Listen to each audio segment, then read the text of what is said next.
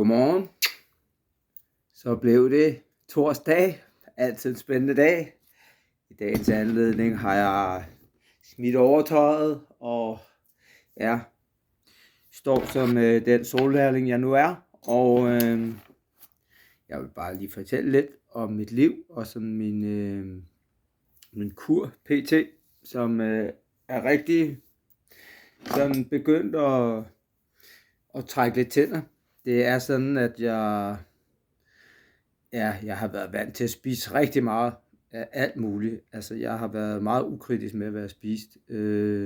Jeg har været sådan de senere år prøvet at begrænse sådan lidt mit sukkerindtag, fordi at det var tydeligvis sådan en af mine sådan meget kraftige stimulanser, som jeg lige så snart jeg lagde alkoholen på hylden, så var sukker virkelig noget, der hele tiden lå og var interessant. Og det samme var koffein, så jeg har også været sådan virkelig hooked på kaffe.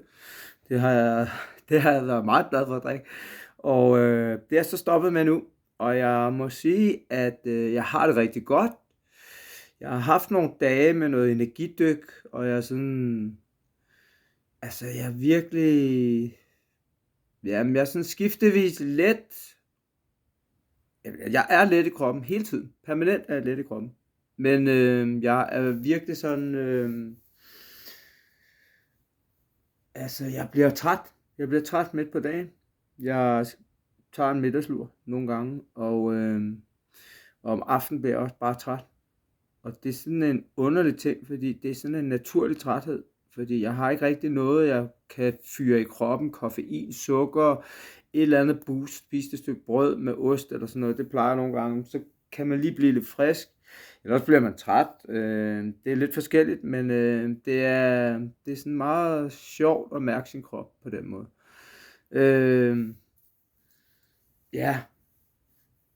Det er, hvad det er. Der er et afsluttende forløb inde på skolen her over weekenden, lørdag, søndag og mandag. Der må vi indtage sådan, hvad der svarer til en halv liter suppe, tror jeg det er, plus minus, jeg er ikke helt sikker på det. Og så er det sådan med noget vand og noget forskellige ting. Så jeg ved ikke helt, hvordan det kommer til at kulminere, men det bliver spændende i hvert fald. Og sådan se den sidste del af kuren, om det er, det er noget, der kan noget. Man burde jo også lave sådan nogle supplerende tarmskyldninger og rense ud på den måde fra den ende. Jeg ved ikke om, der kommer mit, det ved jeg ikke. Jeg har bare ikke lyst til at stikke noget op i røven, og rense ud dernede fra. Det må jeg indrømme. Det er ikke lige mig. Så jeg tror nok, at kroppen kan klare det uden. Jeg tror, at Gud har designet os sådan, at vi nok godt kan rense tarmene uden at vaske noget ud den vej. Men jeg ved det ikke. Det er nok bare mig. Der hvor jeg er. Så jeg tror Jesus ville have det anderledes. Han var måske homoseksuel. Det ved man jo ikke. Så det kan jo være, at han gerne vil renses dernede. Men jeg vil bare ønske jer alle sammen en dejlig dag, og sende en lille hilsen til alle, også dem, der tror, jeg har knald i låget, og sige, jamen det vil jeg ikke sige, at jeg ikke har, fordi det har jeg jo nok, lige meget hvor jeg er i min op- og nedtur, så har jeg jo nok et eller andet knald i låget, i hvert fald i forhold til den definerede almindelige norm, som meget hurtigt bliver sådan en abstrakt størrelse, når det er, man fokuserer ind på enkeltindividet. Specielt i den tid, vi lever i, som er meget sådan... vi har jo mange forskellige definitioner på at være menneske. Og heldigvis for det. Og det skal der selvfølgelig også være plads til. Og med plads, så mener jeg også, der skal der også være plads til, at mennesker bare kan leve og udleve, hvad de nu er. Og uden at få påduttet sig alle mulige andre minoritetsrettigheders flag og beklædning og livsstil og demonstrationer og hvad ved jeg. Altså det er sådan meget det handler om.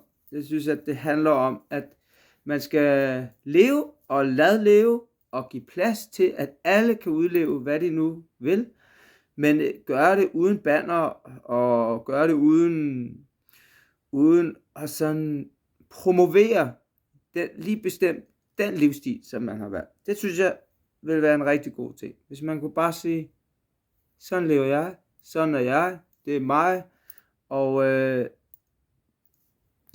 jeg går ind i verden, som Gud har skabt mig, eller det guddommelige tilfælde, eller det magiske tilfælde, alt efter hvad man tror på og ikke tror på, så tror jeg, at naturen er det store skaberværk, og den har bare skabt os, som vi er. Simpelthen. Og vi behøver ikke at kæmpe så meget imod, hvem vi er, og hvad vi gør, og dit og datten. Hvis vi er meget trætte mandag morgen, jamen, så skal vi nok have kigget på, hvorfor det er, vi er trætte mandag morgen, og ikke søndag morgen. Så det er sådan noget, det er sådan noget lommefilosofi, som jeg godt kan lide, særligt når jeg ikke har tøj på. Så det er jo bare om at holde sin lommefilosofi uden på tøjet. Jeg vil godt ønske jer en rigtig god torsdag, og så husk, at jeg altid bruger dagen til at tage de eventuelle konflikter op, inden de udvikler sig, og det husker jeg mig på om torsdagen, så det er, at min konfliktskyhed ikke lammer mig, og at tiden går for længe, og jeg til sidst eksploderer. Så det synes jeg er en rigtig god sådan mærkedag for det. Hver uge at sige, der er den der, og ham der, og hende der skal vi lige tale med, og alt sådan noget der. Så, og så er der nogle konflikter, dem lader jeg bare ligge. De ligger herovre til venstre. Nej, de ligger derovre til højre. Ja, og sådan er livet. Nogle dage til noget, og nogle dage til noget andet. Ha' det rigtig godt.